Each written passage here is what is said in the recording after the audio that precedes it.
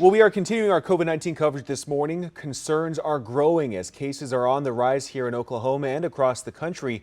Meanwhile, the push to get more people vaccinated is ongoing. We have plenty to talk about this morning, and to help us break it all down, we are joined live right now by OU Health's Chief COVID-19 Officer, Dr. Dale Bratzler. Dr. Bratzler, really appreciate you being here this morning. Yeah, good morning, Zach. All right, well, let's get right into it. I want to first ask you about the Delta variant. This is being called COVID-19 on steroids. How concerned are you about this strain, and what are we seeing here in Oklahoma? Well, I'm certainly quite concerned because this particular strain of the virus is more contagious. It spreads easier from person to person. And I think that's what we're seeing in Oklahoma right now. We all know what's happened in Missouri. They've had this huge outbreak. Arkansas now has the highest rate of new cases in the nation.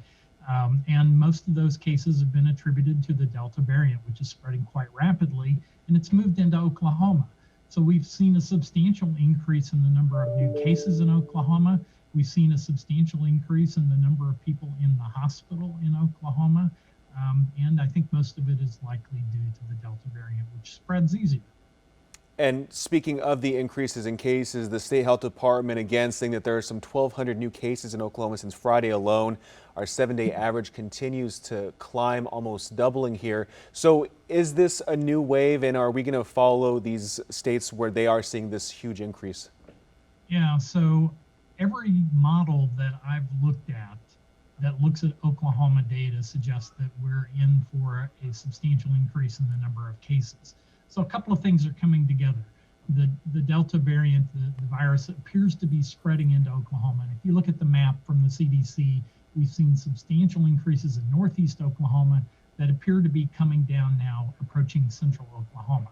Secondly, we have a lot of people who aren't vaccinated, and they're the greatest risk to be infected with this particular variant. And then we're only about a month away before schools start reopening. We're going to bring school-aged children back together, college-aged students back into the classroom, and that's a perfect scenario to see spread of the virus among young people. Do you think the July 4th holiday had anything to do with this increase that we're seeing? Yeah, I think July 4th could have had some impact on the increase. Remember, we know that typical outdoor activities are pretty safe, and July 4th was a very nice day, warm.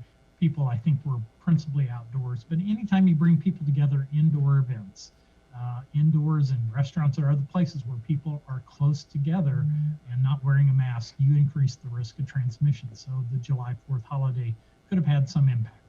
And for the most part, things have returned to a relative normal here. And I think most people might be considering the pandemic behind us. But again, with these new cases and this new variant, do you think it's time that we start thinking about some of these safety measures again? Absolutely. So this is definitely not over. I think we're going to see cases in Oklahoma continue to go up for a while, and that's exactly what the Commissioner of Health told us a few days ago. We're going to see cases go up in our state. We're going to see more people in the hospital, and sadly, we're going to see more deaths. Right now in Oklahoma, there are about 220 people that were hospitalized. A third of those people were in the intensive care unit. They're very sick, and so this is not over yet. I want to ask you about the vaccines as well. So in areas where they're really seeing these increases, vaccination rates are very low, and Oklahoma as a whole ranks near the bottom of population vaccinated when we compare to the rest of the country. So what does this tell you about where our numbers are and where we could potentially be heading? Yeah, so I think most of our models suggest that we will see cases double, maybe even triple again over what we're actually seeing right now. We're going to see hospitalizations continue to go up unless we can get more people vaccinated. The vaccines actually are very effective at preventing severe disease. Some people who are fully vaccinated will get infected. We know that. But those people who are fully vaccinated don't end up in the hospital. They don't end up in the intensive care unit. And that's exactly what we want to prevent, is filling up our hospitals again. Well, you know, the vaccine, it's free. It's been widely available for some time now, and you can find it just about anywhere you look. But still, the numbers lagging behind, especially here in Oklahoma. So, I mean, what will it take to get more people vaccinated? What do people need to do to, I guess, convince them to get vaccinated? Well, I think we have to keep putting out credible information, helping to debunk some of the myths that are out there about the vaccines. I spoke to several people yesterday. I know the FDA FDA approval process is ongoing for the Pfizer and Moderna vaccine, and hopefully that will happen reasonably soon, which may convince some people that the vaccines are safe. I want to point out, we've given nearly 400 million doses of the Moderna and Pfizer vaccines combined in the United States. We're not seeing big outbreaks of any severe adverse consequences or anything from the vaccines. They're very, very safe. And again, every study published has shown that they're very effective at preventing disease, and in particular, preventing severe disease. Absolutely. And I do want to just touch briefly on the news that just came out about the Johnson & Johnson vaccine, the FDA issuing a warning about another new rare reaction linked to that specific vaccine. Can you tell us a little bit about this and what this says about the vaccine?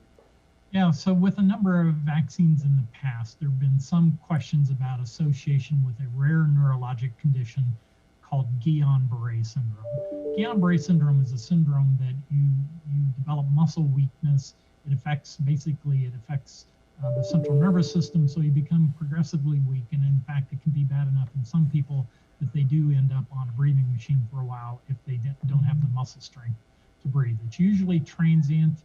There is no specific treatment for it, but what the FDA reported this week is that they've seen more cases of Guillain-Barré syndrome in some people who have gotten the Johnson & Johnson vaccine.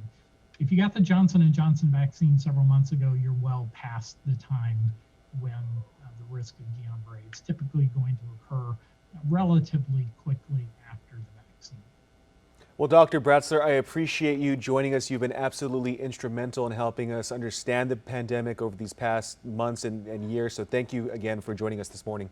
Yeah, it's my pleasure.